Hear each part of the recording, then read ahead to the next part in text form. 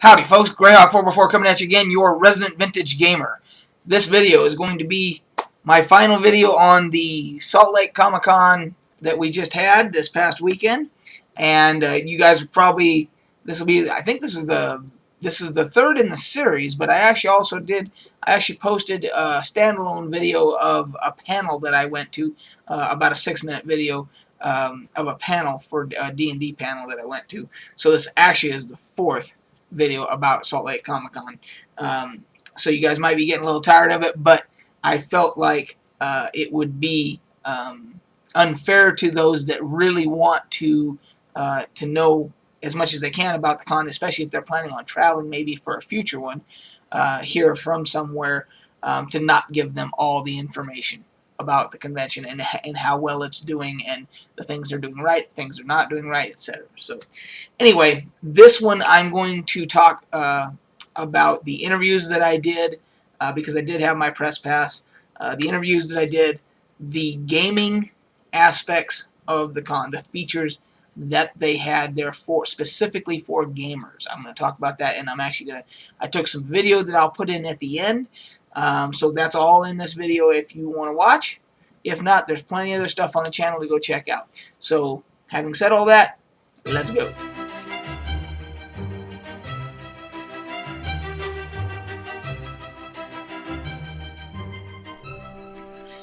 Okay, to start off, because I was able to get my press pass again, first order of business was to go to the press conference. At the press conference, there were several celebrities that were available to be interviewed after the press conference, but it was a feeding frenzy, as you can imagine, with all the press there. So we kind of had to pick and choose who we wanted to stand in line for and try and get as many as we could in the time allotted, etc. So number one, I really wanted to interview Scott Wilson from The Walking Dead.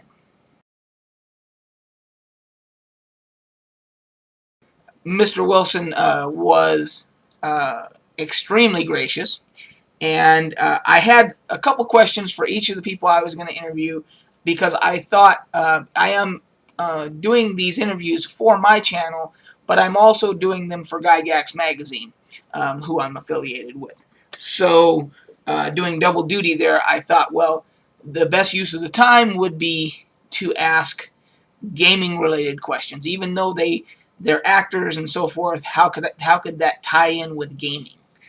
So the two questions I asked were, number one, do you have any gaming in your background? Are you a gamer currently? Were you a gamer? Did you ever play games like D&D, role-playing games, that type of thing, that may have helped you develop as an actor? Because there are a lot of actors who have played role-playing games in the past who said that in fact it did, like Vin Diesel, etc., because he was a big gamer, big D&D player, and he said that getting into character in the game prepared him for later when he was getting into acting. He was already comfortable with getting into character. So I asked those questions. Mr. Scott Wilson said he had not ever dabbled in any of it, but he did appreciate the that concept of how that could help somebody that was looking at getting into acting down the road. Then the second question I asked was, had he done any voiceover work for any video games that we might have, weren't aware of, that because there's quite a few celebrities that have done voiceover work that early on in their career that did not get credited. So I asked him that, and again he said no. So those were the only two questions that I had for him. He was very gracious and so forth. I'm going to put the interviews that I did, the two of them, for him and the gentleman who played Fili on the Hobbit movies. Keep in mind, when you see those, there was an incredible amount of background noise with all of the other press, because we were all right there next to one another doing interviews, and it's very hard to hear the audio. So You're welcome to watch them if you wish, but that's why I'm kind of going over the answers here, because you may not be able to make it out. But if you want to watch them, they'll be at the end of this video. The next interview was Mr. Dean O'Gorman,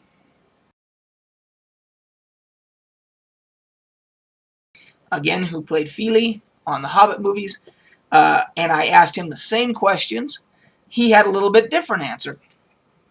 He had not played Dungeons and Dragons or any role-playing games, that type of thing.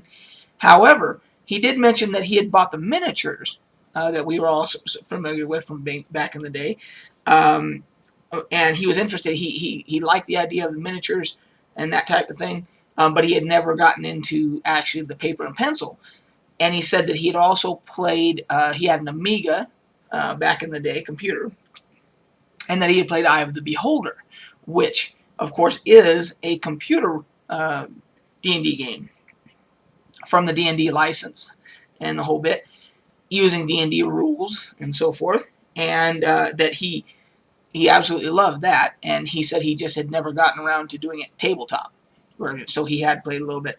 And then, of course, I asked him about the voiceover work, and he said that, and which was surprising to me, that he had not done any voiceover work specifically for video games. He had done a lot of voiceover work for other projects, but not specifically for video games. And he mentions another actor that he knows who has done a ton for video games. So that's in the interview as well. His interview, the audio is better. You can actually hear our dialogue much better with his than with Scott Wilson's. And then the third interview that I did was with Mr. Koenig, the original Chekhov from the original Star Trek series. And he is right about 80 years old now. And so I asked him, and they started that series in 1966. And I thought, well, he was probably in his 20s, maybe close to 30 at that time, and D&D didn't come out until the mid-70s.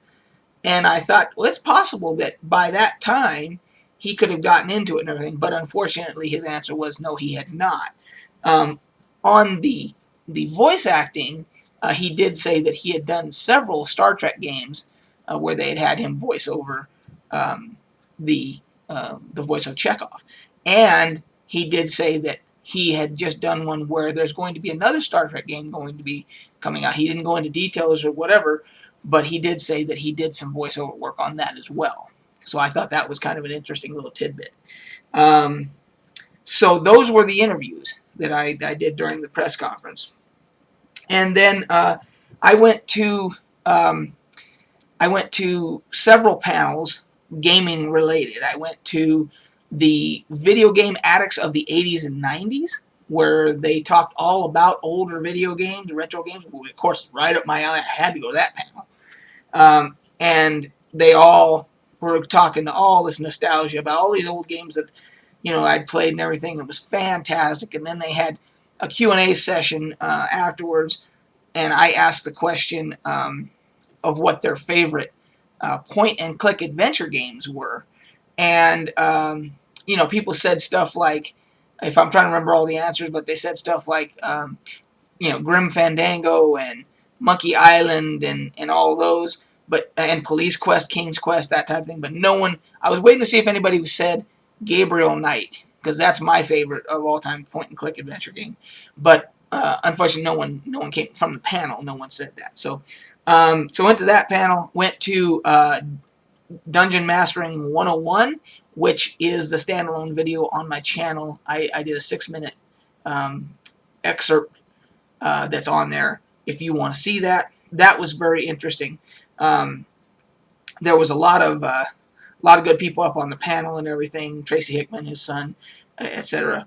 And so you can watch that excerpt. But basically, they went into, you know, what it takes to be a good DM and all those types of things, and it was interesting and informative. It was for those, specifically for people who may not have a lot of experience DMing. It was probably a fantastic panel, but nevertheless, it was a D&D panel, so had to go.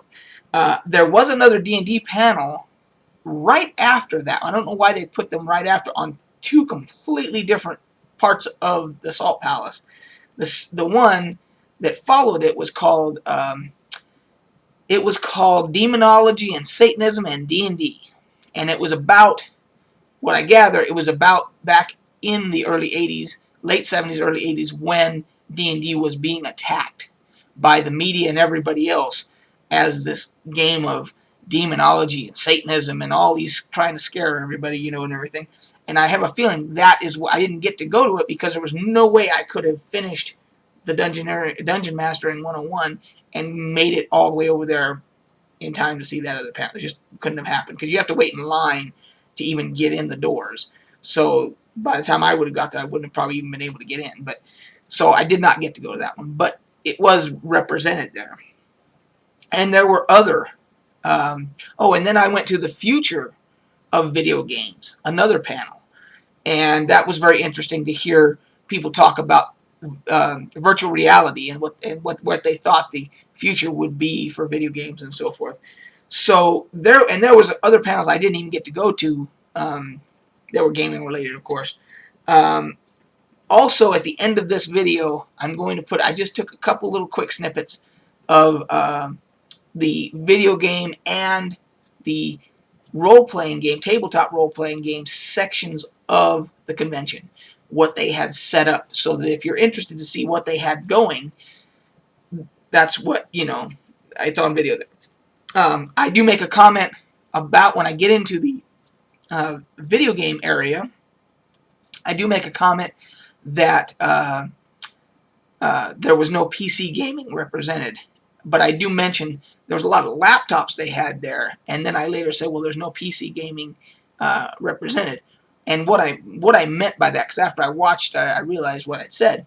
What I meant by that was the laptops were obviously for PC gaming, but when I think of true PC gaming, I'm thinking of big honking rigs, you know, that can handle everything set to max, you know, that type of PC gaming. Yeah, mobile gaming on laptops is great and all that, but I was talking about, I thought maybe they'd have some big mega rigs set up for that type of thing. There was another section of the Salt Palace that was set up for League of Legends tournament, and that's all they were. That was it. And they did have some big rigs and things like that. That was being put on by a vendor called PC Laptops, but that's a whole nother thing. I didn't get any video of that, but so you did have three different sections. You had the League of Legends tournament going on, then you had the other console and laptops and all that stuff going on, and then you had the tabletop role-playing games, D&D, Adventures League, and all that stuff going on. So all those videos, the two interviews and that quick little stuff about the gaming areas is all at the end of this video. So that's it. Great convention. It's getting better every year. If you have a chance to make it, I suggest you do. They broke a world record for the most comic book characters in one spot. The previous record was 1,500 and something in China, and they did 1,700 and something at this convention and broke the world. Guinness Book of World Records was there to make sure it was official and everything, and they broke it, shattered it, and it was fantastic. So I hope to see you guys there at some point in future conventions. I'd love to see you guys, and that'll do it. All that other video stuff is going to be at the end of this, so we'll catch you on the flip side. How are you, Mr. Wilson? I'm with Texas. My name's AJ. I'm with Gygax Magazine. We are primarily a gaming magazine. And so my question is, number one, do you have a history with this? Did you ever dabble in Dungeons and Dragons or any role-playing games? Well, just the games that were around when I was a kid. Okay. And was it any role-playing style games, or was it more games that type of thing? Well, it was Monopoly. Okay. That kind of stuff, yeah. Yeah, I didn't know if you did any role-playing. Because a lot of the actors that we've talked to, you know, that have done role-playing games like Dungeons and Dragons, they said it actually helped them getting into their I totally understand understand and appreciate it. It seems as though I've been so busy, I haven't been able to devote much time to it. I'd like to know more about it because it's really interesting stuff. Yeah, I mean, I've played all my life, and it's really a great getaway, you know, to get into. What was the first game you played? The very first game I played was the original Dungeons and Dragons, and then you take on a persona, you take on the character, and then you become the character as you're playing through the game, and it helps. It feels like an escape, and then it helps you appreciate when you watch people like yourself on screen. I mean, see how you do your craft to get into character and things like that. It gives an additional appreciation. So, Is that game, how long ago was that? Dungeons and Dragons now since about 1975. Watch out, watch out, watch out. Hey, heads up, we're filming, we're filming. Oh, sorry. You're still not? Oh yeah, they just released the 5th edition and it's taken off again. So, Fantastic. so and then my other question was, do you have a history with doing any voiceover for any video games or things like that? You know, I've never done that before, so And we really appreciate your work on The Walking Dead. that would be a plus. Yeah, 'cause they did have a Walking Dead video game, and so I thought I wasn't sure you'd have done it. Dungeons and Dragons, they interact. There is some crossover stuff there, but primarily when you're playing the pen and paper version, you have what's called a dungeon master who basically is kind of like the director and sets the scene for you, and then you play off the scene that he or she portrays. Well, nice to meet you. Thank you, sir.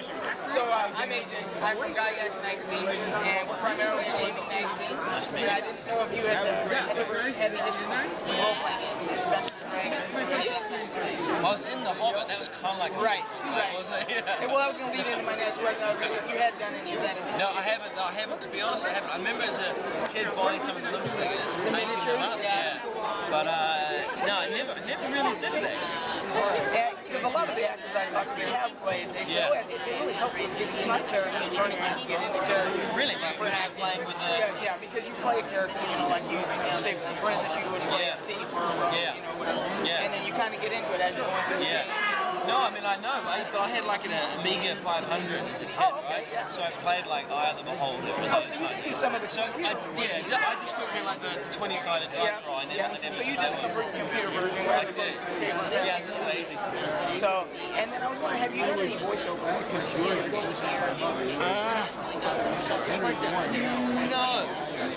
No, I haven't. I do a lot of voiceovers, but not specifically for video games. It's an emerging, market. It is, Graham McTavish. Yeah. He does a ton. He's forever doing PS4 games. Yeah, and you got such a great voice. I'm surprised I haven't picked it up, Well, yeah, I mean, like I said, I do lots of voiceovers, but not specifically for any games. So, well, nice to meet you, sir. Yeah, you too, man. Appreciate it. Okay guys, so I wanted to get some video here of the gaming area here at Salt Lake Comic-Con 2015 so that you kind of get an idea of what the gaming situation is here. This is when they first opened today for the day, so these tables are pretty empty, but as you can imagine, this will all fill up fairly quickly. You've got dealers here selling their wares and everything. Plenty of room for gaming, so if you ever decide to come up to Salt Lake Comic-Con, you will see that there's plenty of room for games, board games. I'm going to show the role-playing game stuff in a little bit. It's in another area. And let's see, we're coming up on, I think, yeah, this is the video games area here. So we'll be going downstairs, so gotta be careful. So more game dealers, and then you have the video game area here with plenty of laptops, it looks like, and even got some console stuff going on here. And let's see here. Yeah, I don't see any PC stuff here, but there is another area where they're doing. Okay, so here we are. I'm I'm getting some video for you guys of the D&D Adventures League here at Salt Lake Comic Con, so you can see the amount of people that are actually playing D&D right now. And there's actually an Adventure League schedule over here, and as you can see, it is pretty packed. So let's see if I can get a better shot over here. There we go. So you've got several tables going all at the same time, obviously several different games, and I was pretty impressed to see that. So anyway, that's it for now, guys.